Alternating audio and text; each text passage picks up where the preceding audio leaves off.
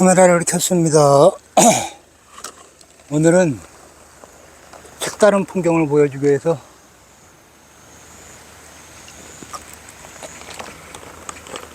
맨날 같은 코스만 보여주면 재미없잖아. 그래서 원래 내려가는 길이 아니라 다른 내려가는 길을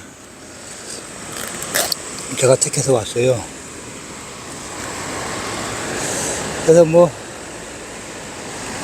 방송은 또 들어야겠게 방송을 하나 틀고, 이 방송 뭐가 있나.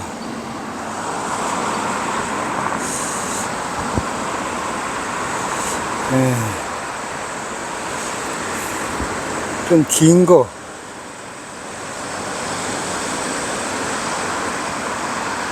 어저께 봤던 거고. 34분. 이 역대급 대박 할인을 절대 놓치지 마세요. 이 439 피스 공구 세트가 선착순 단돈 999원에 판매 중. 우리 회사는 일본 1등 회사인데 한국의 중소기업 따위에게 밀린다고. 삼성도 아니고. 여기 독일 뮌헨의 세계 최대 규모의 전자 생산 설비. 아이고, 여기가 갈 때에서 이렇게 안 젖었냐? 안 젖었네. 여기서 한 대 피고 이제 차를 돌려서 가겠습니다. 이건 뭐, 이건 주머니가 없어. 똑같아. 자전거용 입돌이는 뒤에 이렇게 그런 거가 있더라고.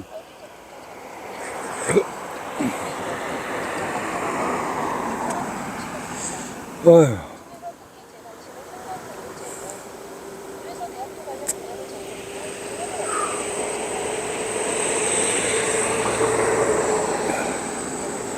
어제 저녁에 잠을 자고 일어났는데 아침 8시더라고요. 근데 보니까 저녁 8시야.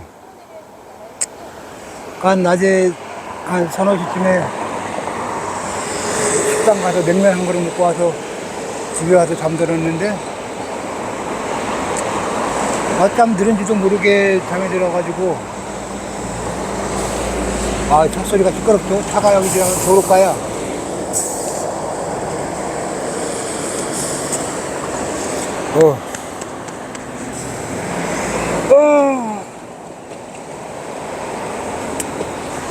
나이 먹고 집에서 아무것도 안 하고 있으면 병 들어 죽기 십상이에요. 그래서 보통은 유튜브 들어보니까 자전거를 일주일에 뭐 두세 번만 타도 뭐 충분하다 그러는데,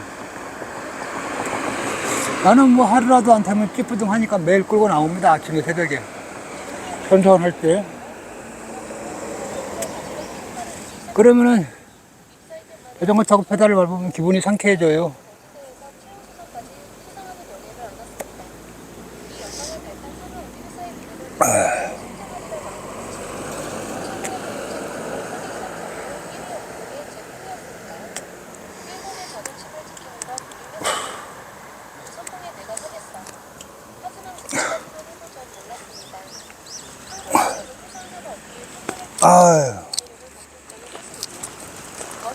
쫄쫄이 입었다는 거. 쫄쫄이 입으니까. 그 누구도 예상치 못했습니다. A 한국 기업이라고? 우리 앞에 너차별이 있을까봐. 회식 자리에서 동료들과 대화를 나누던 중 이 라디오 소리가 테크놀로지가 화제에 들릴려나 모르겠는데 이따 안 해가지고 이게 녹음이 어떻게 되나 한번 또 가서 실험을 해봐야죠. 반도체 검사 장비 기술력이 상상하더군요. 하지만 우리는 절대 넘볼 수 어쨌거나 없는 존재라 생각했죠. 그런데 얼마 지나지 않아 충격적인 소식이 뭐를 한 번만 더 먹고 출발하겠습니다. 미국의 고지의 고객사가 우리 회사의 고용의 검사 장비와 동일한 성능의 제품을 요구했다는 거였습니다. 회의실에 긴급 소집된 우리는 할 말을 잃었죠. 고용의 기술력이 이 정도일 줄이야. 우리가 그동안 너무 안일했던 걸까요? 자존심은 상했지만 냉정히 현실을 제시해야만 했습니다. 스즈키 자네가 고용의 기술을 좀 더 파헤쳐봐. 그들이 어떻게 3D 검사를 불꽃들이 좋죠? 우리와의 격차가 얼마나 되는지 말이야. 상사의 통령을 덮고 전 바로 조사에 돌입했죠. 인터넷을 뒤지고 관련 논문을 탐독하며 고용의 실체에 다가가려 했었어요. 한편으론 말도 안 된다는 생각이 들었습니다. 우리 회사는 일본 넘버원인데 어떻게 고용 같은 중소기업의 기술을 못 따라잡는 거지? 조사를 저 뒤에 거듭할수록 주머니가 고용에 있죠. 대한 궁금증은 깊어졌고 동시에 위기감도 커져만 갔습니다. 그들은 어떤 독자적인 기술로 경쟁력을 확보한 걸까요? 열심히 조사한 결과 고영의 기술력을 어느 정도 파악할 수 있었습니다. 부장님, 고영에 관해 중요한 정보를 알아냈습니다. 그들은 우리와 비교도 안 될 만큼 앞선 3D 검사 알고리즘을 개발해냈다고 하네요. 업계에선 게임 체인저로 평가하고 있어요. 뭐라고? 우리 입장에선 황당한 소리군. 하지만 이대로는 안 되겠어. 인정할 건 인정해야겠지. 거기까지 발전해 있는 줄은 모르다니 타이밍이 늦었네. 어저께 내려갈 우리는 때는 하루빨리 대응 전략을 이 세워야지. 상사의 말씀에 우측에는 격하게 고개를 하천이, 끄덕였지만 마음 한켠이 하천 또 쓰려왔습니다. 우측으로는 길이 있어요. 그동안 일본 전자업계를 이끌어온 우리의 그래서 자부심이 그쪽으로 무너질까 내려갔는데 두려웠던 오늘은 것 같아요. 반대 아니야, 방향 이건 길로 분명 내려가고 일시적인 있죠. 위기일 뿐이야. 우리에겐 충분한 역량이 있어. 반드시 이 난간을 돌파하고 말 거야. 그렇게 다짐하며 저는 새로운 기술 개발에 박차를 가했습니다. 고영이라는 복병을 만난 이상 두 팔 놓고 있을 순 없었으니까요. 하지만 그들의 기술력은 상상 이상이었고 저는 점점 벽에 부딪히고 있었습니다. 수즈키, 이번에 독일 미넨에서 열리는 프로덕트로니카 전시에 들어봤어? 이번에 우리 온통 회사도 풀밭처럼 참가하기로 했어. 보여요. 이 푸른 화면을 자네가 보는 핵심 멤버로 것만으로도 투입될 거야. 상사의 눈이 말씀에 맑아집니다. 저는 가슴이 설렜습니다. 이건 프로덕트로니카는 전자 제조 분야의 집에만 세계 있으면 최대 눈이 박람회죠. 침침해지는데 전 세계 900개 기업이 참가한다니 이 거기서 우리 일본의 기술력을 이런 거 알리는 다 나와서 절호의 이게 기회였어요. 푸른 갈 때 무엇보다 푸른 고용을 길, 누르고 업계 푸른 1위로 우뚝 서는 전환점이 될 거라 이쪽을 믿었습니다. 보고 달리고 있으면 전시회를 앞두고 저는 개발팀을 진두지휘하며 새로운 제품 개발에 몰두했죠. 고영의 3D 검사 기술을 넘어서는 혁신적인 솔루션을 내놓기 위해 밤낮으로 연구에 매진했어요. 팀원들도 한마음으로 불철주야 노력했습니다. 전혀 새로운 이제 풍경이 이 기술이라면 고영을 충분히 따돌릴 수 있어. 드디어 프로토타입이 완성되었고 우리는 자신감에 차올랐죠. 이제 남은 건 전시회에서 우리의 저력을 보여주는 일이었어요. 현지에 도착한 우리는 부스 설치를 시작했어요. 전 세계 900여 개 일본 업체가 기업하고 참가한 한국 기업이 전시장, 무슨 그 한가운데 우리 회사의 부스가 우뚝 섰죠. 저 많은 관람객이 우리 기술에 감탄하겠지? 저 부스 봐. 일본이 최고야. 개막 첫날 우리 부스에 관람객들이 몰려들기 시작했어요. 더 많은 사람들이 우리 제품에 관심을 보이는 듯 했죠. 그런데 이게 웬일일까요? 인파가 한쪽으로 쏠리는 게 아니겠어요? 고개를 돌려보니 왼쪽은 부스가 북적이고 있었고 그곳에 좌측 머리가 가려운데 간단히 걸려 있었습니다. 헬멧을 써가지고 뭐지, 이거 갑자기 저기는 왜 저렇게 인기가 많아? 씁쓸한 표정으로 중얼거렸죠. 그때 고영 부스에서 환호성이 터져나왔어요. 사람들이 그들의 시연에 열광하고 있었던 겁니다. 불길한 예감에 휩싸인 채 고영 부스로 다가갔죠. 여기도 그리고 머리를 보게 된 긁고 광경에 가겠습니다. 전 충격을 금치 못했어요. 그들이 선보인 신제품은 기술력 면에서 우리를 압도하고 있었던 거예요.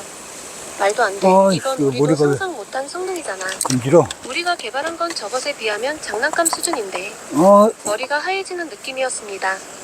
고영이 업계의 판도를 뒤엎을 혁신적인 기술을 내놓은 거죠. 반면 우리는 여전히 한 걸음 뒤처져 있었어요. 상사와 동료들의 낙심한 표정이 눈에 밟혔죠. 회사의 위상이 흔들리는 것 같아 절망적이었어요. 이대로 고영에 밀리고 마는 건가? 자괴감에 빠져들 때쯤 이번 전시의 글로벌 기술상을 발표하겠습니다. 축하합니다. 고영 테크놀로지. 사회자의 목소리가 울려 퍼지더군요. 순간 머리가 띵해졌습니다. 기술상마저 고영에게 돌아간 거였죠. 일본을 대표하는 우리 회사가 이런 굴욕을 겪다니 꿈이라면 좋으련만. 동료들과 저는 무거운 발걸음으로 숙소에 돌아왔습니다. 모두의 얼굴에서 생기가 사라졌죠. 한국의 작은 회사에 완패한 것이 자존심 상하면서도 그들의 우수성을 인정하지 않을 수 없었습니다. 수즈키, 자넨 어떻게 생각하나? 글쎄요. 분명 우린 최선을 다했어요. 근데 고영은 우리의 상상을 뛰어넘더군요. 이 분야에서 정말 혁신적인 걸음을 내디딘 것 같아요. 암담하기는 하지. 이러다 우리 회사가 샌드위치 신세가 되는 거 아닌가 모르겠어. 일본 반도체 업계의 자존심인 우리가 위기에 처한 상황. 앞날이 캄캄할 뿐이었죠. 고영이라는 복병을 쉽게 볼 순 없겠지만 어떻게든 이 난국을 타개해야만 했어요. 그리고 전시회에서의 충격이 가시기도 전에 우리 회사에선 후폭풍이 몰아치기 시작했습니다. 고영에 밀린 충격으로 침울한 분위기가 감돌았죠. 경영진에선 사태의 심각성을 인지하고 대책 마련에 나섰습니다. 전 이대로는 안 된다는 생각에 사내 게시판에 글을 올렸어요. 고영을 따라잡기 위해 우리 모두가 위기의식을 갖고 혁신에 매진해야 한다고 역설했죠. 수즈키 말이 맞아. 고영의 한 수 배운 셈이야. 자만은 금물인데 우리가 어리석었어. 그들의 장점을 배워야 해. 상사의 적극적인 반응에 고무된 저는 관련 부서들과 머리를 맞대기 시작했어요.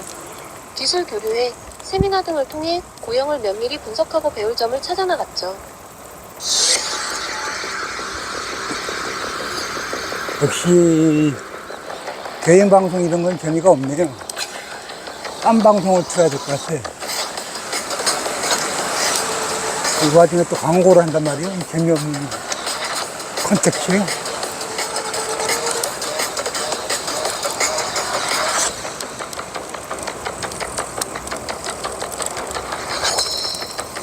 in Porter Design.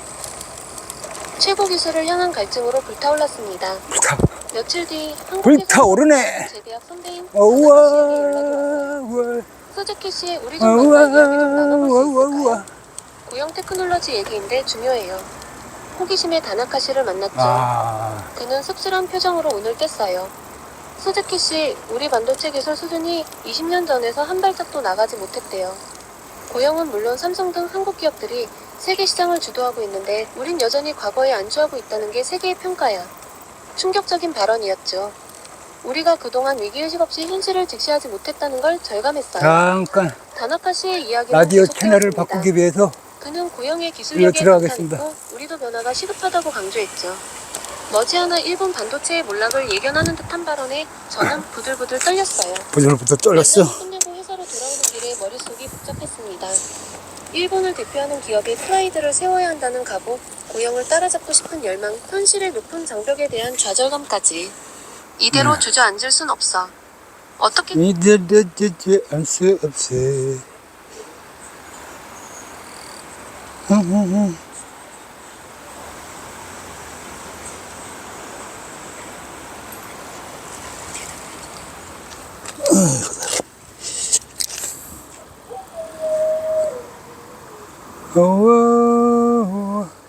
양자역학을 한번 들어볼까?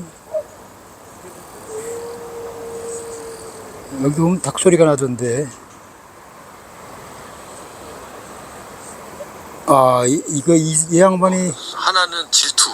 좋은 삼성이 얘기를 많이 자기들한테는 보이지도 않던 기업인데 하긴 글로벌하게 너무 뭐 커버렸으니까 거기에 대한 질투가 있고요. 인정을 하고 야, 씨발. 왜 꺼지고 지랄이여.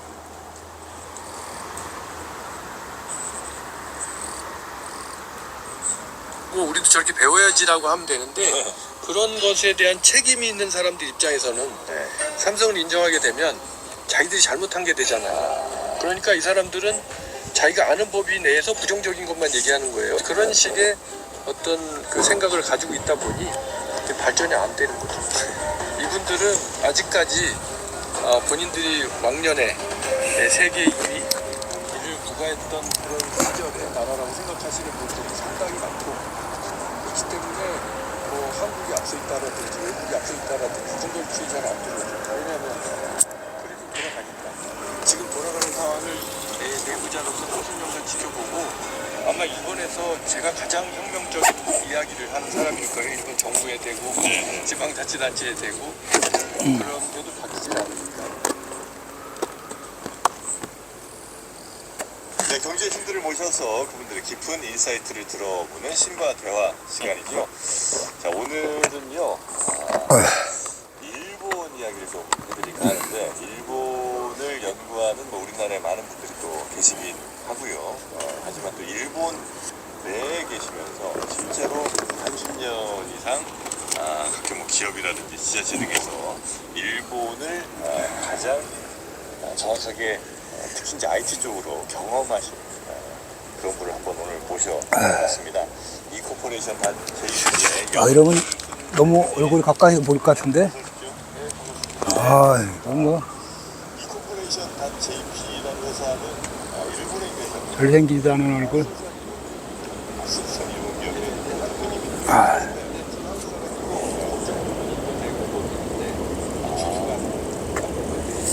지금 안내교 밑인다, 안내교. 요 다리 건너서 쭉 직진해서 가면 광적 백석. 우회전에서 가면 동부천 덕계동, 덕계리, 그 우리나라가 양주. 뭐 일본에 비해서 좌회전에서 가면 서울 의정부. 주저했던 시절이잖아요. 그래서 93년쯤 되겠네요. 90년대 초반, 80년대 후반, 80년대 후반. 네네. 그래서 그때 당시에는 그 해외에 돈 벌러 가는 노동자들이 많았어요. 일본은 뭐 정말 최고를 찍을 때죠. 80년대. 이게 이제 그 버블이 직전후 그랬는데 그때 당시 중동에 왜 근로자들 파견 많이 갔었잖아요. 건설 때문에 그 한편 일본에는 프로그래밍하는 코딩 근로자들 많이 갔어요. 많이 갔죠.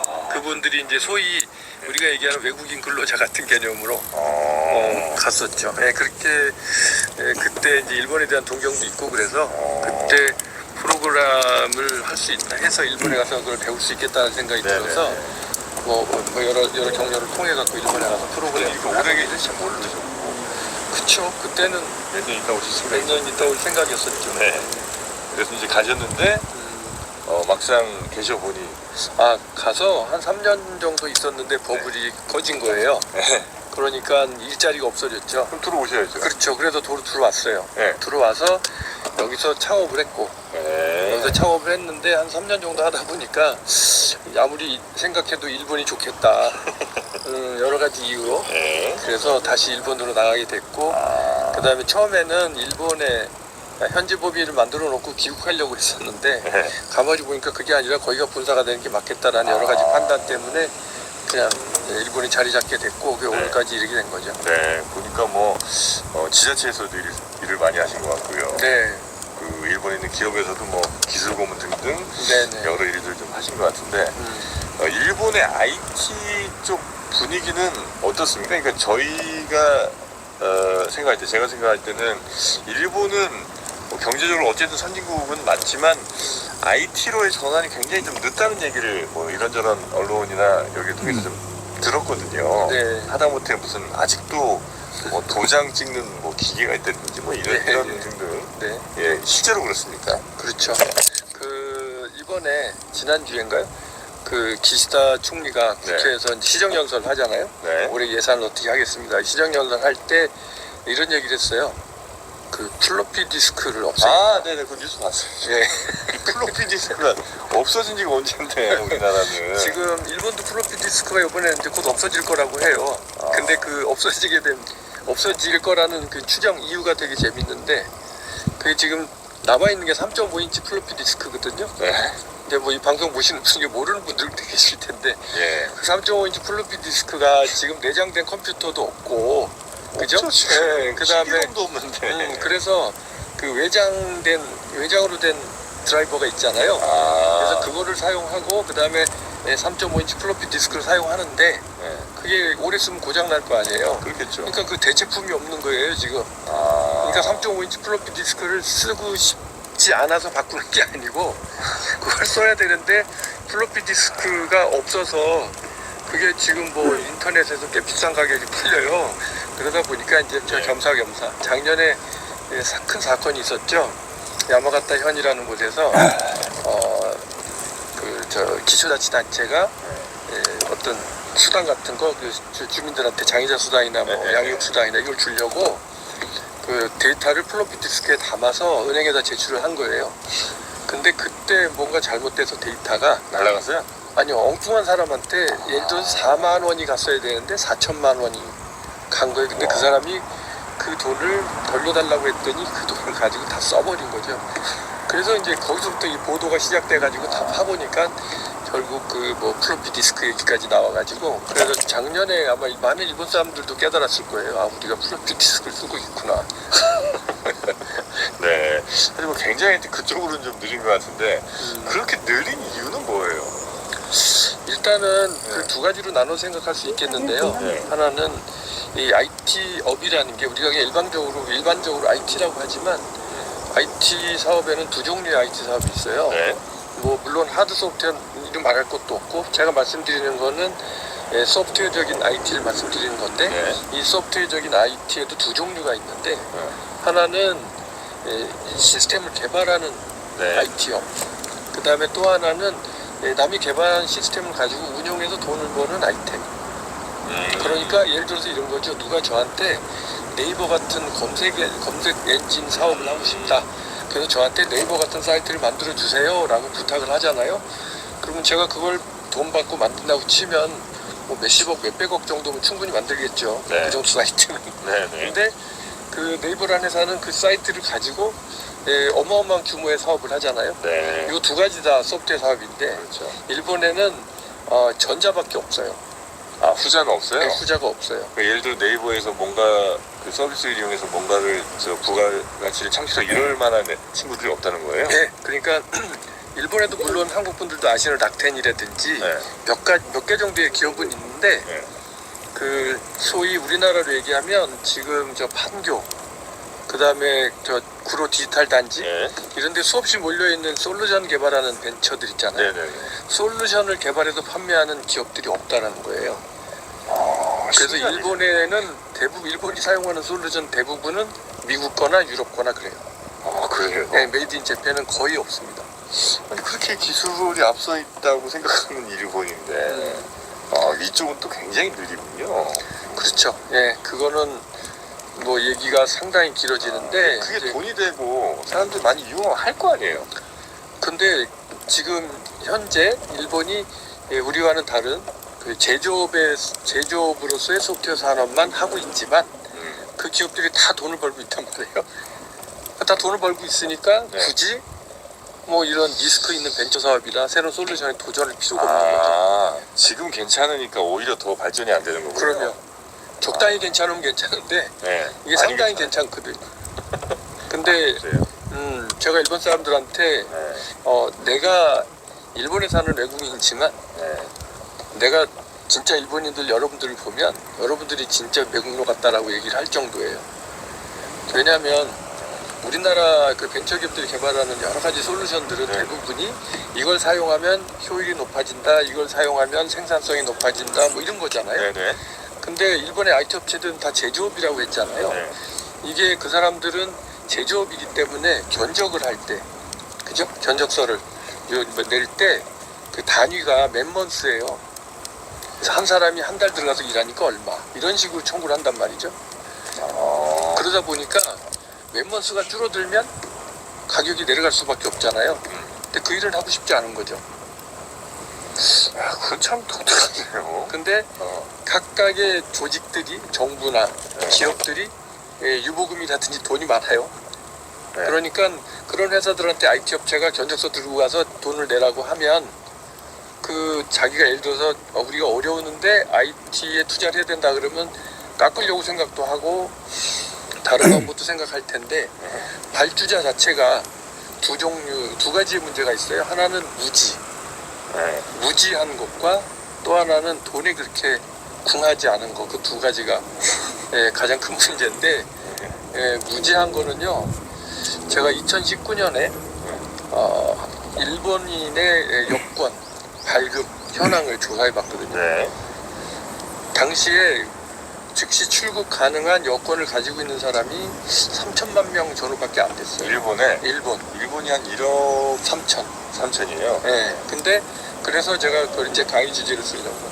그래서 한국의 당시의 여권 발급 현황을 봤더니 3,500만 명인가 되더라고요. 우리는 5천만인데. 네, 그렇죠. 이걸 딱 보면 뭘 할 수가 있냐면 일본 사람이 얼마만큼 해외 돌아가는 사정에 어둡겠다라는 걸 알 수가 있죠. 그러니까 이분들은 아직까지 본인들이 왕년에 세계 2위를 구가했던 그런 시절의 나라라고 생각하시는 분들이 상당히 많고 그렇기 때문에 뭐 한국이 앞서 있다라든지 외국이 앞서 있다라든지 이런 건 귀에 잘 안 들어오죠. 왜냐하면 그래도 돌아가니까. 이분들이 그러면 90년대에 여전히 살고 있는 그런 느낌이 좀 많이 들겠군요. 그렇죠. 근데 그게 좀 약간 사회가 어쨌든 우리는 이제 새로운 기술이 막 사회 곳곳에 막 퍼지면서 조금씩 계속 이제 발전을 해나가잖아요. 네.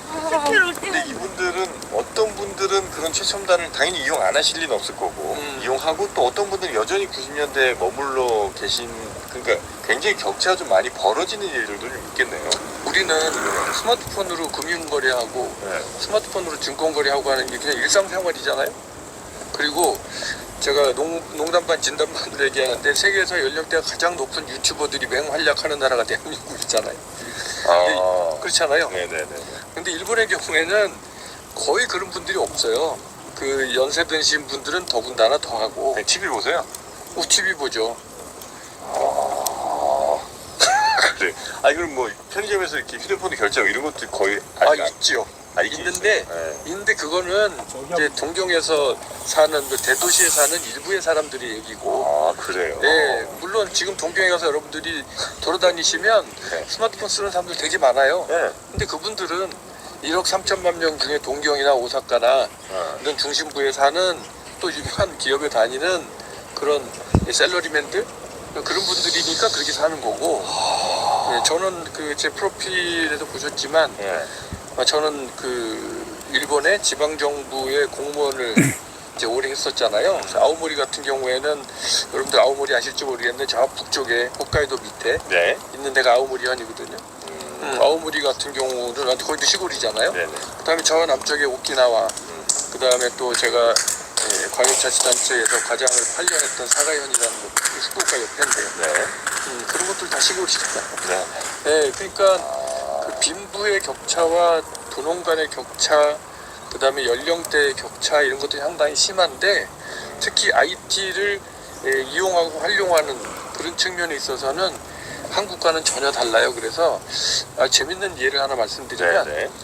제가 이제 그 공무원으로서 이 전자정부라든지 이런 걸 추진을 하는데 한국의 이제 사례가 일본으로 따지면 제가 보기엔 꿈의 사례거든요. 우리나라가 꿈 같은 이야기예요. 꿈 같은 얘기라고요. 그분들 얘기는 꿈 같은 이야기라고요. 그러니까 일본 사람들 제가 여기 데려와서 이렇게 보여주면 네. 진짜 너무 부러워하죠. 이 꿈 같은 얘기라고 얘기할 정도로 달라요. 근데 이제 그런 부분들에 대해서 제가 역설을 하지 않습니까? 지방 공무원들한테. 네. 한국은 이렇게 돼 있다. 우리가 지금 이래서 되겠냐. 뭐 예를 들면 이런 거예요. 호적 등본을 떼려면 네. 호적지에 가야 되는데 그러면 네. 내가 동경에 있지만 저 홋카이도 출신이면 비행기 타고 홋카이도 가서 그 호적 등본을 띄워 와야 된다는 말이거든요. 일본은 그다음에- 지금도 그래요? 그럼요. 그다음에 이제 일부 이제 컴비니에서 호적 등본을 띌 수 있는 지방자치단체도 있긴 해요.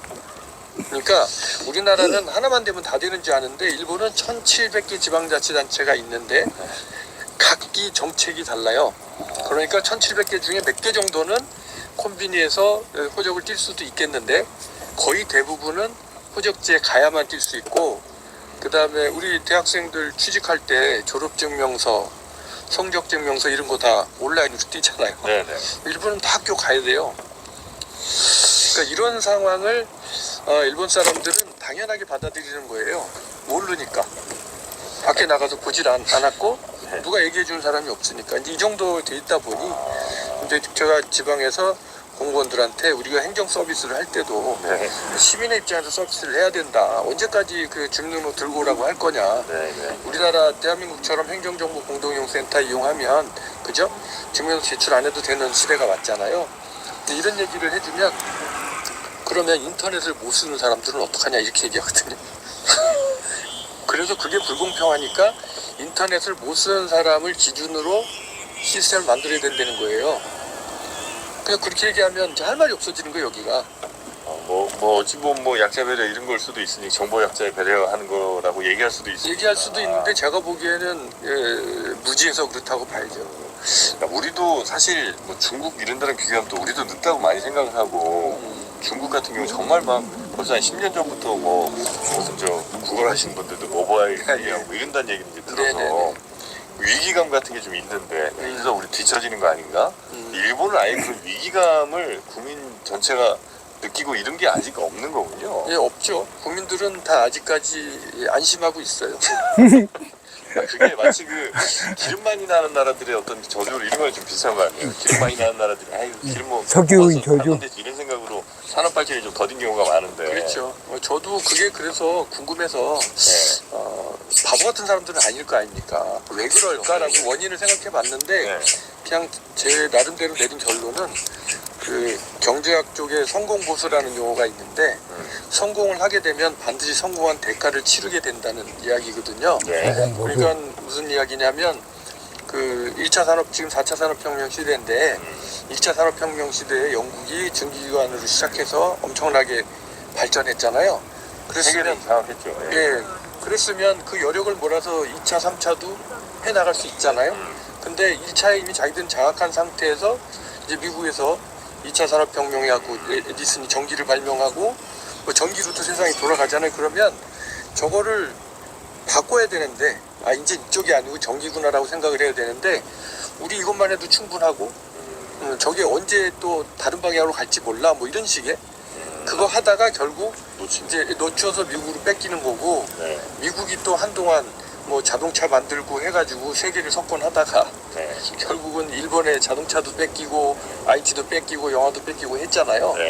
그러니까 그게 됐고 그래서 이제 일본이 성공을 했는데 그 일본은 똑같이 지금 그 모든 분야의 기득권이 형성이 되고 적당한 규모의 돈이 있기 때문에 그 망하기 전까지는 거기서 벗어나지 못할 거라는 거죠. 그게 승자의 저주 같아요, 제가 보기엔. 일본이 다시 막 부상해서 우리가 위기 혹은 뭐 경쟁에서 뒤처지고 이럴 걱정은 사실 일본으로는 별로 안 해도 되겠군요. 저는 이렇게 생각해요. 아까 얘기한 것처럼 제가 말씀드린 것처럼 자 1차 산업, 2차 산업, 3차 산업혁명 시대에 그 나라들이 걸어온 길을 일본이 가지 않으리라고 장담할 수 있겠습니까? 라는 대답에는 저는 장담 못하겠어요. 반드시 일본이 어려워질 거라는 보장은 당연히 없지만 지금 돌아가는 상황을 내부자로서 30년간 지켜보고 아마 일본에서 제가 가장 혁명적인 이야기를 하는 사람일 거예요. 일본 정부에 대고 지방자치단체에 대고 그런데도 바뀌질 않으니까 정말 완전히 그 망가져서 더 이상 안 되겠다 싶은 생각이 들 정도까지 가지 않은 그를 뭐 일본이 이렇게 스스로 막 변화하고 이럴 가능성은 매우 적다. 그렇죠. 일본이 그 발전하게 된 배경들을 가만히 살펴보시면 비슷합니다. 메이지 유신 때도 나라의 위기가 왔기 때문에 그때 이 사람들이 정신 바짝 차리고 움직였던 거고 그 다음에 일본이 2차로 부흥하게 되는 게 태평양 전쟁 이후잖아요. 전쟁이 진 상태에서 폐허가 됐고 이제 뭐든지 해야 되겠다라는 상황에서 베트남 한국 전쟁이 터졌고 그 다음에 베트남 전쟁이 터졌고 그러니까 이 언저리 사람들은 완전히 원기 회복을 한 거잖아요. 그러니까 이런 식으로 국가가 위기에 처하면 어느 나라나 바뀌죠. 우리나라도 결국 지금 되돌아보면 IMF 위기 이전과 이후에 대한민국이 많이 달라졌잖아요.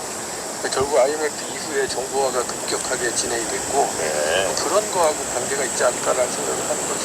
혹시 이제 일본을 내부에서 보시고 우리나라도 이제 당연히 관심 있게 많이 보셨을 텐데 우리는 지금 어떻게 잘 가고 있습니까? 우리 IT라든지 뭐 이런 것들.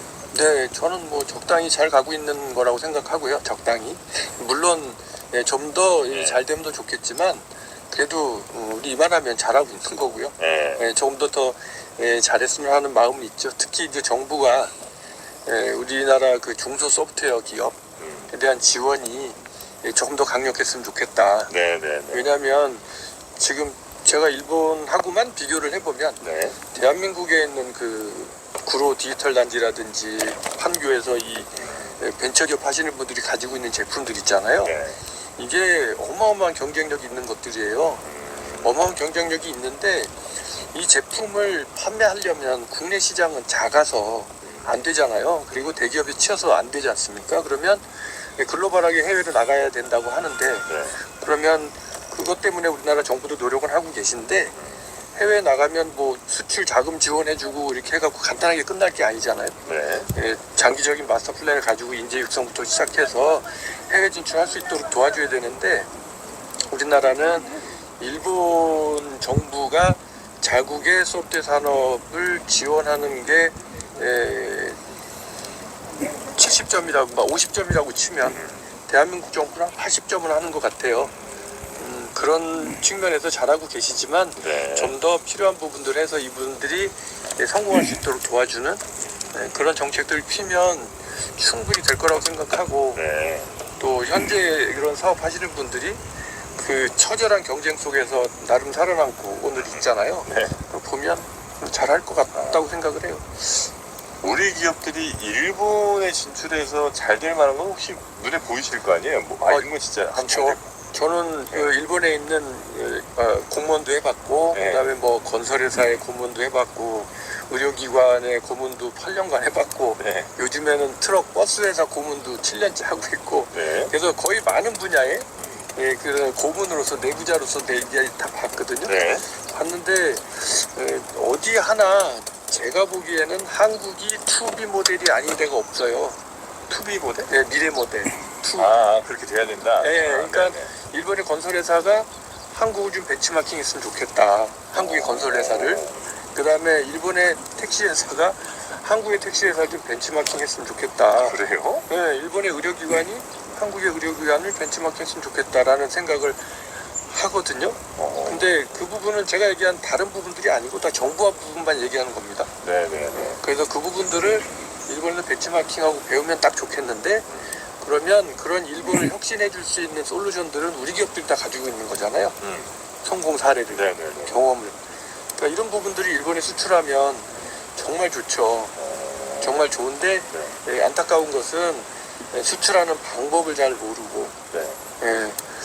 그런 것, 그다음 환경 같은 것들, 자금력, 뭐 여러 가지 것들이 안 따라줘서 우리 한국 기업들이 일본 진출은 열심히 하지만 고전하는 거죠. 일본에 혹시 카카오 택시 같은 거 있어요? 있어요. 있는데 그게 잘 안 되죠. 잘 안 돼요? 예. 써보면 그거 안 쓰시면 없을 텐데. 그 일본은요, 네. 모든 분야에 있어서 정치, 경제, 사회, 문화 모든 분야에 있어서 수요자 중심의 국가가 아니고 공급자 중심의 국가예요.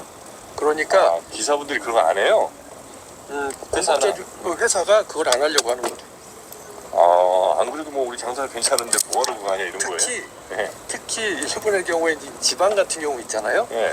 지방의 경우에는 제가 지방 택시 회사에 고문을 하니까 알잖아요. 네. 이분들은 그거를 도입하는 순간 현재 이분들은요 다 전화로 택시 요청을 받거든요. 코택시? 그리고 이제 기업체들하고 다 계약이 돼 있어요. 그리고 전화로 대부분이 받아요. 네. 이게 한 80% 된단 말이에요. 길거리에서 잡는 택시는 별로 없어요. 이 상태에서 네. 예를 들어서 그 카카오 택시 같은 게 딱 들어오면 그 아무나 다 이 택시 잡을 수 있는 거 아니에요. 콜 받는 사람이 필요가 없겠군요. 그렇죠. 그리고 이 콜을 받는 지금 고객을 80% 정도 확보하고 있는 거잖아요. 네. 근데 그거 어줍지 않게 거기 진출했다가 내 80%를 뺏기는 사태가 오는 거죠. 그러니까 택시 회사들 입장에서는 별로 달가운 게 아니죠. 진짜 희한하다. 일본 어떻게 그래도 맛있는 건 참 많은데 그죠? 저도 뭐 예전에 한번 가보면 그게 지금 택시 회사만 말씀드렸는데 모든 분야가 다 그런 거예요. 호텔 예약 이런 것도 그럼 아직도 그러면 그냥 전화로 예약하는 분들 많고? 아니요, 호텔은 락텐이나 이런 거 많이 활용하죠. 그래요? 네, 호텔은. 그렇습니까? 호텔 같은 경우에는 아까 택시 회사처럼 그 자기 고객을 임의로 확보하기 힘들잖아요. 어차피 외부에서 받아야 되는 거 아닙니까? 그런 고객이 딱 있는 건 아니니까. 그렇죠. 일본 정치를 보면 70년 동안 자민당 일당 독재가 쭉 이어지는 거잖아요. 근데 그분들이 공급자 중심의 정치를 하고 있기 때문에 수요자인 국민들은 아무런 관심도 없고 자기들이 아무리 열심히 해봐야 바뀔 게 없으니까 정치에 무관심해지는 거고. 그러니까 뭐 승자는 승자대로 이렇게 돌아가는 거죠. 그래서 뭐 3대 세습을 했느니 4대 세습을 했느니 해도 누구 하나 세습에 대해서 문제를 제기하지 않죠. 바꿔야 되겠다는 생각을 국민들이 안 해요? 네, 안 하죠. 그런 바꿔야 되겠다는 생각을 안 하는 그 부분에 있어서는 일본인의 사고방식 중에 아직까지 이분들은 산업공상의 인식이 깊어요. 그래요? 네, 그래서 신분제도에 대한 그게 어떤 뭐 계급제도를 얘기하는 것이 아니고 하나의 직업으로 봐요. 그래서 저 사람은 원래 왕, 저 사람은 원래 장관, 그러니까 저 집안은 원래 경찰 고위 관료 집안, 뭐 이런 식의 정리가 돼 있어요. 그리고 저 집은 원래 스시를 하는 집. 하긴 뭐 그런 얘기 좀. 네, 그게 정해져 있다 보니까. 5대째 우동하고 뭐. 그렇죠. 이제 이 얘기가요 이렇게 돌아가요. 스시집을 하고 있는 아버지가 계신데 이 집 아들이 동경대학을 가서 아주 창창 잘 나가는 뭐 관료가 돼가지고 중앙부처 과장쯤 됐다. 근데 아버지가 이제 힘이 들어갔고 스시집을 저으려고 생각하고 있는데 아들이 찾아와가지고 아버지 제가 대를 짓겠습니다. 오리를 한번 라고 얘기하는 구경. 거예요. 그러면 새끼 오리들 귀엽네요. 아버지가 화를 낼 거 아닙니까? 내가 지금 이거 해가지고 너 이거 물려주려고 했겠냐라고 야. 하시는 거잖아요. 근데 일본은 그렇게 안 하거든요. 같이 눈물을 뚝뚝 흘리면서 그래 네가 가오리 있는 분을 엄마 따라서 그냥 이렇게 쫄랑쫄랑. 히히히. 방금 나온 것 같아. 야, 오리 가족 나들이. 아, 이게 자전거 타고 다니다 보면 저런 것도 봅니다. 그게 포지티브하지만은 않다는 거예요. 그러니까 변하지 않는 거죠. 그러니까 정치를 하는 사람들이 마음에 안 들면 내가 정치에 참여해서 저 정치를 바꿔야 되겠다고 생각을 해야 되는데 대한민국이라는 나라는 너무 심해가지고 시끄러운데 저 나라는 너무 안 하니까 뭐 당연히 3대째 당연한 거지 4대째 당연한 거지 이런 식의 생각을 갖게 되니 나라가 안 변하죠. 혹시 그 일본에서 알고 있는 우리나라 기업들은 뭐 있어요? 삼성 정도는 비기. 요즘에는 말로. 뭐 삼성, LG, 아, 저 새끼들은 안 비겨. 그래도 우리가 이 개가 쓰는 놈들. 그다음에 롯데. 롯데. 네, 롯데는 뭐 한국 기업인지 일본 기업인지. 네네네. 일본 사람들은 일본 기업이라고 알고 있는데 뭐 그렇고요. 롯데 같은지 네. 그 정도 아닐까요? 그다음에 네이버. 네이버. 네. 어룡역이라. 라인. 지금 일본인들 중에요 라인이 네이버 뭐야, 자본이라는 어디로 오겠다는 걸 거야, 아는 사람이 이거. 제가 보기에는 한 이 30%안 자전거 되고요. 길을 핸드폰을 보고 아무 생각 라인이 없이 일본에서 한지 알아요. 내가 피해가야지. 아, 씨발. 지가 가운데로 걷겠다는데. 뭐 카카오에서 지금 뭐 엄청나게 인기죠. 어. 일본에서 네. 이건 이제는 괜찮아요. 핸드폰 문이라고 자전거 앞에 오는지도 몰라요. 한국 문화? 지나간지도 한국 문화가 모르고. 이번에 어마어마하게 침투가 돼서 그 저변에서는 어이, 젊은 친구들은 뭐 진짜 한국 문화에 많이 심취돼 있다고 봐야죠. 좋습니까? 네. 우리가 뭔가 이게 플레이할 수 있는 그런 여건은 좀 어느 정도 돼 있다고. 성숙돼가고 있는 거죠. 근데 이제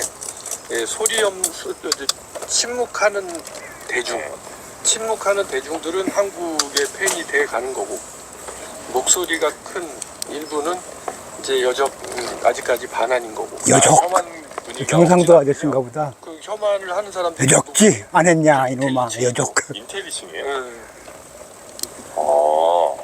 그 경상도 사투리 중에 여분대이라는 단어. 여분대이는 옆구리. 여전히 계속 유지가 좀 되는 거예요. 그러니까 여분대이 좀 빡빡 문질을 해. 그 아베 정권의 이거 저는 우경화가 단디 해라.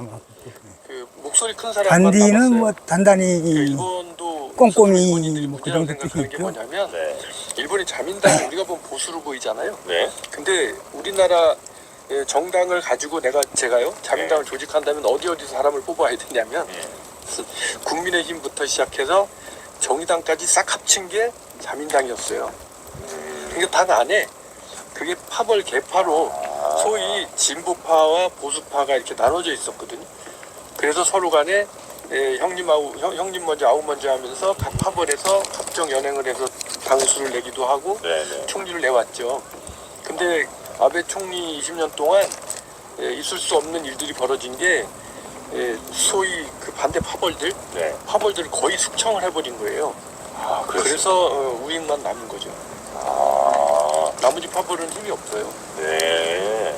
나머지 파벌 톱을 잘라내기 위해서 거기다가 소위 자객이라는 자객공천이라고 해서 아주 뭐 유명한 연예인을 갖다 붙인다든지 해가지고 상대방 당수를 떨어뜨린다든지 그런 일들을 많이 했죠. 그래갖고 아베 총리 시절에 거의 무경화가 돼서 이 나머지 정치인들은 한국에 대해서 목소리를 내고 싶어도 낼 수가 없는 분위기.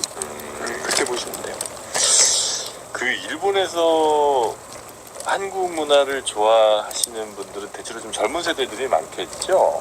이제 요즘에 점점 연령이 올라가는데요. 올라가요? 네, 그 사랑의 불시착이라는 한참 된 거 아닙니까? 네, 그거? 한참 됐는데 그게 넷플릭스에서 그게 일본의 4차 한류의 시작이에요. 굉장히 커요. 네, 그게 그때 당시에 계속 일본 넷플릭스 순위 1위였으니까 사랑의 불시착이 2019년작이군요. 네. 그때부터 4차 한류가 시작되는데 그 전까지만 해도 3차 한류 때는 어머니하고 엄마하고 아들, 딸들이 아버지 몰래 한류 드라마를 보던 시절이라고 보시면 돼요. 아버지는 여기서 차를 돌려가겠습니다. 저 앞에는 길이 막혔네요. 한류가 얼마나 좋다고 그렇게 저거 하느냐라고 이거 물도 마시고, 아유, 자기가 왕따 당하는 느낌. 네네. 담배도 피고. 화를 냈었는데 이 대동단결이에요? 사랑의 불시착이 딱 오면서 이거를 이제 아버지들이 거기에 빠지기 시작해가지고 사랑의 불시착으로부터 이 한류 드라마가 일본 가정에 그 화목을 불러왔다고 해도 될 정도로. 아니 그 4차라고 하시니까 네. 1차는 뭐 배용준이에요? 1차가 배용준이죠. 배용준. 예. 2차는 뭐예요? 뒤가 뭐 저 원더걸스나 카라나. 걸그룹들. 3차가 그러면 뭐 있지 요 정도 되나? 네, 뭐그 정도 되죠. 그리고 이제 4차가 예. 사랑의 불시착. 거기서부터 시작해서 뭐 오징어 게임, 네. 그다음에 파라사이트, 일본엔 파라사이트라고 하는데 기생충. 파라사이트, 파라사이트. 이런 것들이 상당히 기생충. 일본에 파고들어서 요즘에 뭐 전철 타고 옆에 보잖아요. 죄다 스마트폰. 아이고, 이거 앉아서 쉬기 좋은 의자네요.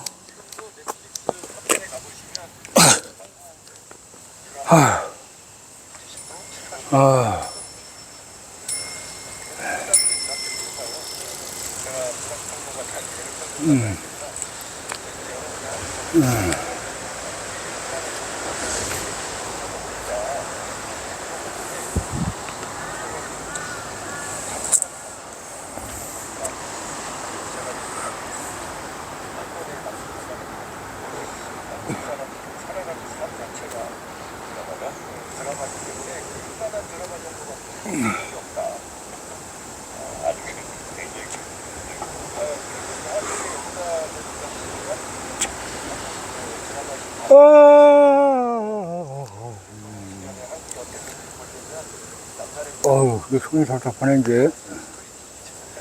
장갑을 벗고, 벗고 한번 달려볼까?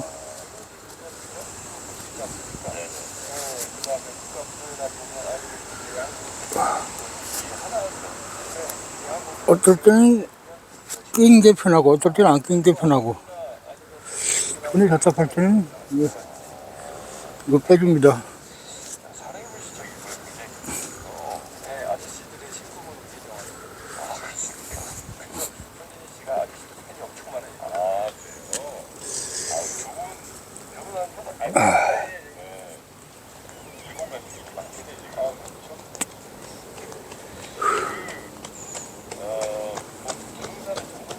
사랑해.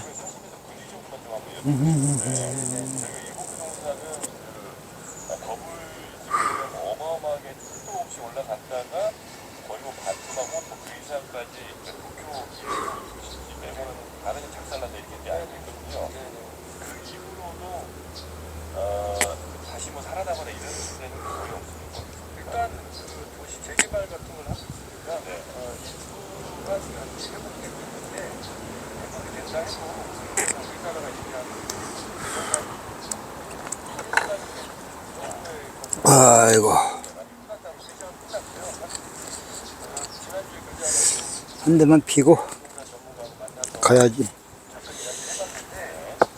아이고, 상쾌한 이 드라이브 길을 내가 10억짜리면 나 혼자 달리고 있어요. 4천만 원 정도 월세 나오는. 네, 그러니까 연 4% 정도의 이익을 거둘 수 있는 수준의 투자가 아마 일반적일 거라고 얘기를 해요. 그리고 대부분의 부동산을 요즘에는 중국, 그다음에 뭐 한국도 포함해서 외국인들이 많이 삽니다. 네네. 그래서 지금 올라가고 있는 건데 그 올라가도 일부 지역만 올라가는 거고 전반적으로 이렇게 많은 지역이 올라가고 하는 건 아니에요. 사서 내가 뭐 내년 후년엔 뭐 30% 뛰는 가격을 팔아 이런 생각은 아예 이제 거의 안 하시는 거군요. 일부 지역만 빼고. 너무 호되게 당해서 절실하게 깨달은 거죠. 그 버블 붕괴 이후에 제가 아까 말씀드린 것처럼 버블 붕괴 때문에 제가 한국으로 돌아왔었다고 했잖아요. 네네네. 저는 그 현장에 있었는데 너무 비참해서 그것을 겪은 사람들은 그걸 못 잊을 거예요. 약간 트라우마 같은 거군요. 그렇죠. 그러니까 우리나라 IMF보다 제가 보기에는 아이스프론트 기간이 짧았어요. 아, 여기는 잃어버린 30년이잖아요. 그러니까 이 사람들은 어마어마한 충격을 겪었기 때문에 다시는 그런 생각을 안 할 겁니다. 그러면 그 시절을 이제 자라온, 예를 들면 지금 뭐 한 30대 혹은 40대 이 정도 된 분들은 그냥 머릿속에 뭐 부동산 돈 벌겠다 이런 생각 자체가 아예 아예 자체가 없어요. 그리고 그 다음에 지금은 일본의 젊은이들 누구라도 네. 자기가 집을 사고 싶으면 살 수 있어요. 그 정도예요? 네, 급여는 우리나라가 더 높아요. 인건비는 대한민국이 높습니다 지금. 어떤 인건비가? 아니요, 뭐 일반적으로 기업들의 인건비가 한국이 더 높다고요. 한국이 더 높아요? 네, 높아요. 일본이 안 높아요? 이제 한국이 더 높습니다. 한국이 더 높기 때문에 네. 1인당 GDP도 일본이 역전했나? GDP는 일본이 높은데 네. 그거는 극히 일부 기업들의 버는 돈이 워낙 이제 많아서 그런 거고. 그렇죠. 그게 밑으로까지 내려오진 않아서 네. 일본의 그 비정규직이 얼마나 많은데요. 일본은 뭐 비정규직해도 그걸로도 먹고 산다 이런 얘기가 예전에 좀 있었는데. 그 먹고 사는 게요. 개념이 좀 틀려요. 그러니까 덜 먹고 덜 쓰면 되는 거예요. 먹고는 사는데 그게. 네, 그거에 대해서 일본 사람들은 네. 일본의 젊은이들은 이여령 선생님이 그런 얘기 하셨는데 하향지향의 일본인이라고 해서 네. 일본 사람들은 대부분이 하향지향이에요. 그럼 뭐 젊어서 돈 좀 벌면 차 사고 뭐 이런 것도 상승지향이 아닙니다. 그냥 현재 상황 유지 뭐 이런 정도예요? 네, 근데 또 엄밀히 생각해보면 반드시 상승지향을 하는 게 행복일 거라고 생각하면 그렇지도 않잖아요. 행복 차원에서 네, 근데 일본 사람들은 그 상승지향이라기보다는 그냥 편안하고 평안한 걸 좋아해요. 그러니까 제가 직접 겪은 거, 저희 아들이 제가 초등학교 3학년 때 데려갔는데, 3학년, 4학년 때 아들 둘을 데려갔는데, 이 아이들이 지금 이제 34, 35. 근데 이 아이들을 제가 일본에서 학교를 공립학교 보내고 일본의 교육을 시키면서 느낀 거예요. 네. 그냥 고등학교 다녀도 공부를 안 하는 거예요. 근데 부모 입장에서는 공부 좀 잘했으면 좋겠잖아요. 근데 일본에는 공부 안 시키는 주의거든요, 국가적으로. 일본이 얘기 좀 크레디트 먼저 할까요? 네네. 일본이 우리나라처럼 광적인 백로가 뭘 적고 있어요. 피난이 다 잡은 거죠, 백로가. 많이 시키고. 엄청 했죠. 모래 있는 입장에서. 하고 그때 당시에 그게 하여튼이 맑다는 얘기예요. 지금 맑으니까 이제 물고기가 살고, 많이 나타나고 물고기가 사니까 백로가 와서, 그렇게 했었어요. 이렇게 하다가 뭐 오리도 있고, 뭐 아까 오리 가족도 있고. 그렇게 몰아붙이다가 이 강이, 대편이 젊은이들 자살이 늘어나고 짐승들을 키우죠. 네, 어린 어디서 들어본 백로도 얘기가 키우고, 대한민국 얘기예요. 청동오리도 키우고, 청동오리 새끼들도 자살을 하고 키우고. 그다음에 청소년들이 엽기적인 사건을 벌이기 시작해요. 그래서 일본 사회가 크게 격동하죠. 이거를 어떻게 해야 되지? 왜 이렇게 됐지라고 생각해서 나온 결론이 우리가 너무 아이들을 공부 지옥으로 몰아넣고 애들의 영혼을 파괴했다라는 것을 인정하게 돼요. 그래서 그 다음에 일본 정부가 시작한 게 유도리 교육이라고 하거든요. 유도리라는 말이 우리 한국에서도 쓰잖아요. 여유를 갖자. 유도리 좀 있어라 이렇게 얘기하는. 그게 일본 말인데 유도리 교육이라는 걸 시작하는데 상징적인 게 뭐냐면 운동회를 하면 마라톤이나 달리기를 하면 1, 2, 3, 4등이 정해야 되잖아요. 그걸 없앴어요. 눈에 보이는데 그걸 어떻게 없어요? 어쨌든 옛날에는 1등상 주고 2등상 주고 했는데 그걸 없앴다. 그냥 달린 것 자체가 좋은 거야. 그 다음에 학교 수업을 30%를 삭감했어요. 그러니까 뭐 예를 들어서 연간 수업 받아야 되는 시간이 뭐 1000시간이다 그러면 한 700시간을 줄여버리는 거죠.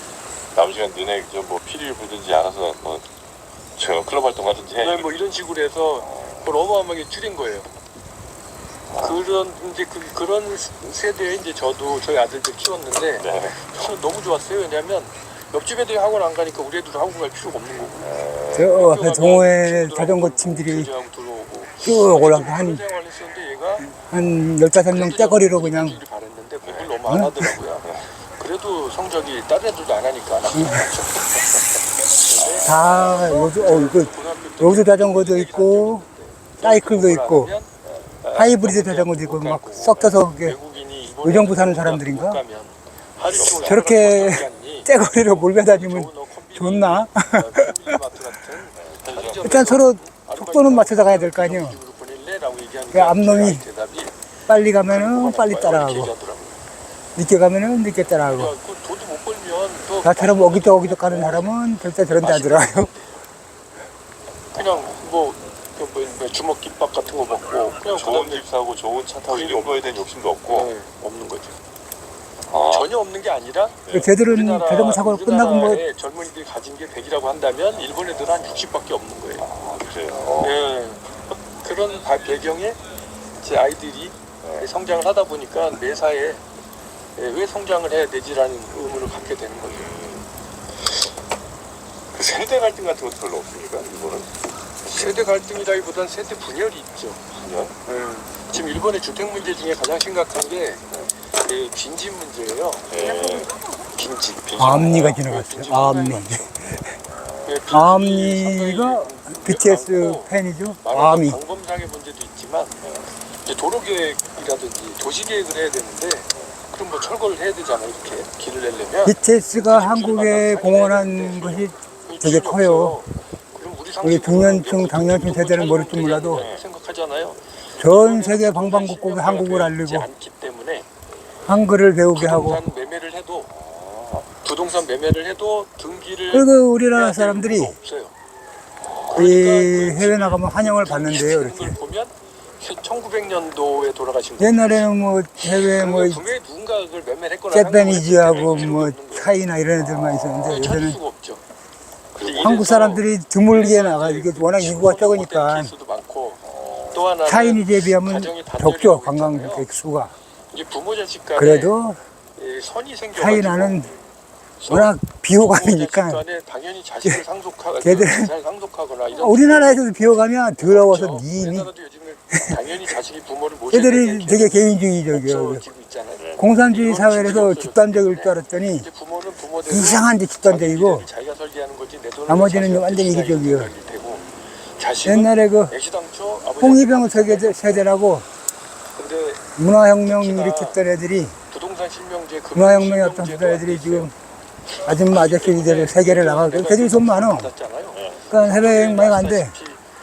남의 나라 가서 길거리 똥 싸고 씨발 쓰레기 막 버리고 침뱉고 낙서하고 우표 하면은 다 실어 담고 온갖 주체를 다 부리고 다니는 거야. 쫙 나오면 판단해보고 상속을 할지 말지 정할 텐데 어줍지 않게 아파트 한 채 아니 나도 옛날에 중국 돌발 붙여 나오면 중국 장가게 안 받는 거죠. 이 이렇게 해서 멀쩡한 집들이 빈집이 또 늘어나요. 근데 이 빈집이 그렇게 되면 관광 갔다가 돌아가시고 난 뒤에 그거를 이제 뭐 마지막 정리해야 날은 되는데 그거를 호텔을 바꿨어요. 거리가 멀어가지고 호텔을 바꿔서 뭐한 2, 3년 정도까지 계속 독점. 그리고 호텔밥을 처음에 이제 첫 번째 얻은 호텔에서는 뭐 시간이 되면 몰랐는데 이제 강제.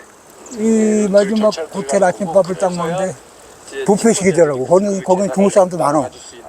그래도 한국 단체 관광객 한 우리 팀 한 10대 명하고 20년 뒤를 뭐 따라간다. 중국인들 한 100명하고 갔는데 아침 먹으려고 뷔페에 갔는데 뭐 짝수랑하고 뭐 없어. 님이 거의 비슷한 방향으로 가는. 그러니까 나 거기 내가 보기엔 같이 80% 정도 될 달걀들에서 뭘 거다. 퍼먹기도 그렇고 뭐 근데 개떡처럼 달걀들 다 퍼가더라고. 그래서 일본하고 다른 길로 가지 않을까. 단 음식 갖다 놓은 지 단 1분 만에 다 없어지는 거야. 아, 네. 그래 개 같은 놈들 처음 봤네. 이렇게 되지 않을 것이다라는. 아니 줄 서서 그냥 자기 먹고 싶은 만큼만 양껏 이렇게 퍼가면 국민성이 틀려요.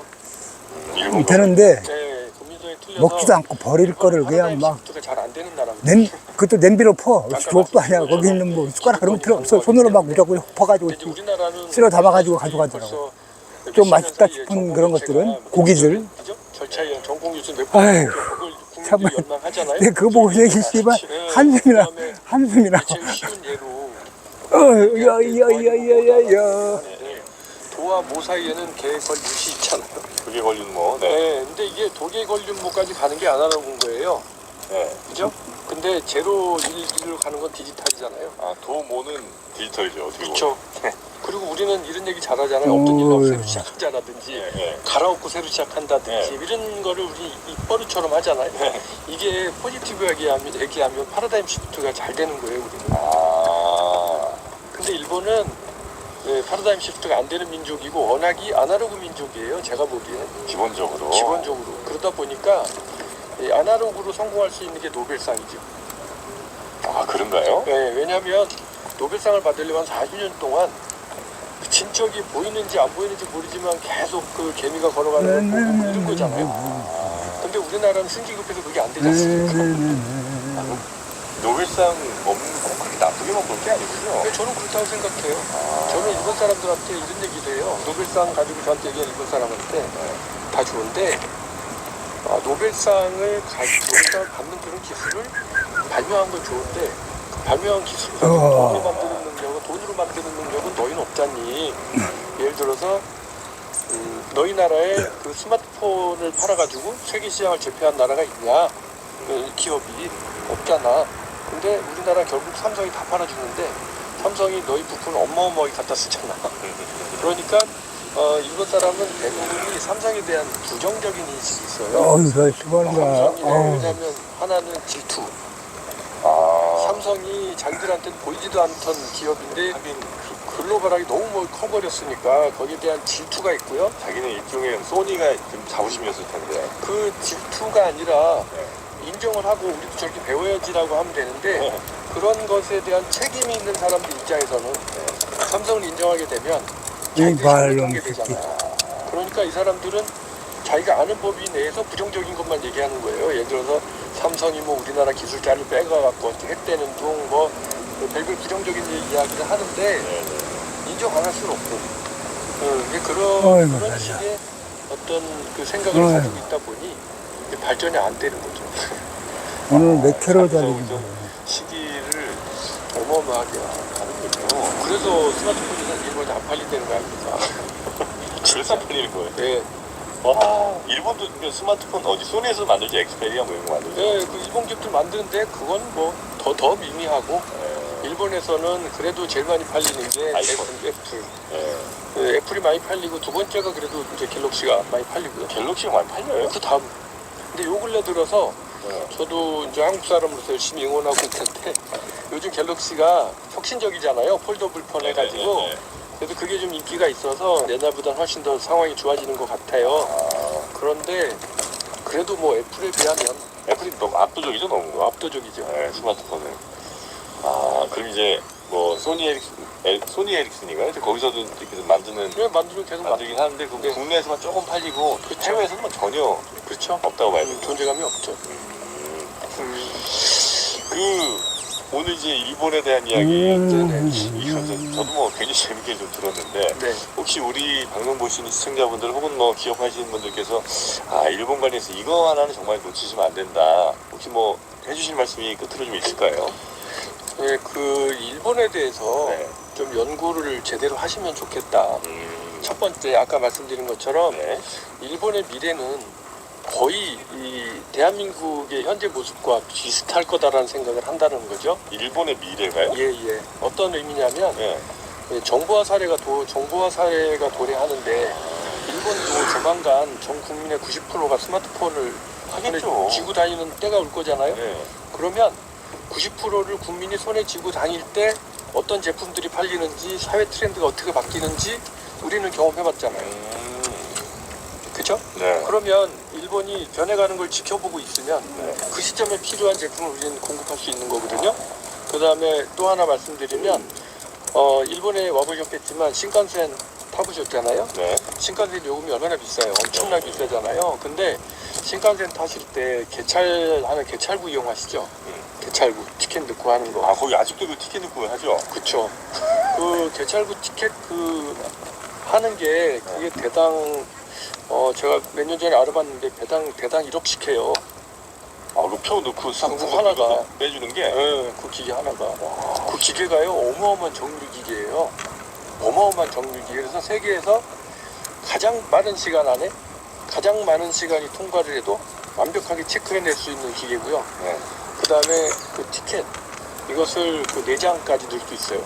한꺼번에 4장을 넣어도 읽을 수 있는데 하물며 뒤집어서 넣거나 옆으로 접어서 넣거나 접으면 안 되고 옆으로 돌려 넣거나 그냥 주머니에 꺼내서 집어넣으면 지가 알아서 다 이렇게 해가지고 읽어내는. 근데 무슨 의미가 있어 다. 그러다 보니 신칸센 요금이 비쌀 수밖에 없는 거예요. 그게 단적인 예인데 그러면 우리나라는 지금 KTX에 개찰구가 없잖아요. 그냥 그쵸. 네. 모바일로 다. 그거는 우리나라 사람들은 당연하다고 생각하시겠지만 일본 사람들이 보면 개찰국에 있는 게 당연한 거예요. 근데 저게 계속 가진 않을 거잖아요. 그렇겠죠. 네, 그러면 개찰구가 없어지는 시점에 어떤 변화가 필요하다. 이거를 우리는 미리 알고 있는 거잖아요. 우린 타임머신을 타고 일본의 미래를 갔다 온 사람이 되는 거예요. 네네네. 그 다음에 또 제가 시청에서 일하면서 느낀 것은 아까 말씀드린 것처럼 우리는 주민등록 두 번 뛰려고 시청 가는 일이 없잖아요. 구청 가는 일이. 근데 일본은 그걸 뛰려고 당연히 가야 되는 거고. 그러니까 공무원들이 주민등록 등본을 발급하지 않는 행정 프로세스에 대해서 생각해 본 적이 없는 거예요.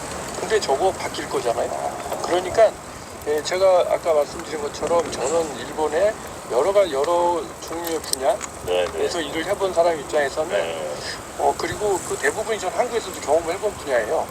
그러다 보니까 한국과 일본을 늘 비교를 하죠. 비교를 해본 결과 일본이 앞으로 성장해 나가려면 살아남으려면 변화를 해야 되고 어느 시점에선가 변화를 하기 시작했을 때 우리의 사례가 저분들한테는 어마어마한 도움이 될 텐데 그때 우리의 성공 경험을 상품화할 수 있거든요. 근데 그러려면 제가 오늘 말씀드린 것 중에 처음 듣는 이야기도 많이 있으실 텐데 대한민국에는 일본 전문가가 너무 없어요. 근데 역설적으로 얘기하면 너무 많아요. 보시면 일본 전문가들이라고 하시는 분 상당히 많잖아요. 근데 이분들이 내부자는 별로 없는 거예요. 그러니까 일본에 가서 일본 전문가의 개념 자체가 단어 용어 자체가 일본에서 유학을 했다? 일본에 뭐 주재원으로 10년 살았다? 이런 거 갖고는 모르는 거예요. 내가 일본 사람이면 알 수 있는 것들 하고 우리가 외부 손님으로서 겉으로 바라보는 일본하고는 전혀 다른 것들이 너무나도 많아요. 그런데 한국 사람들은 내로남불이라고 하잖아요. 근데 일본에 대해서는 내불남노예요.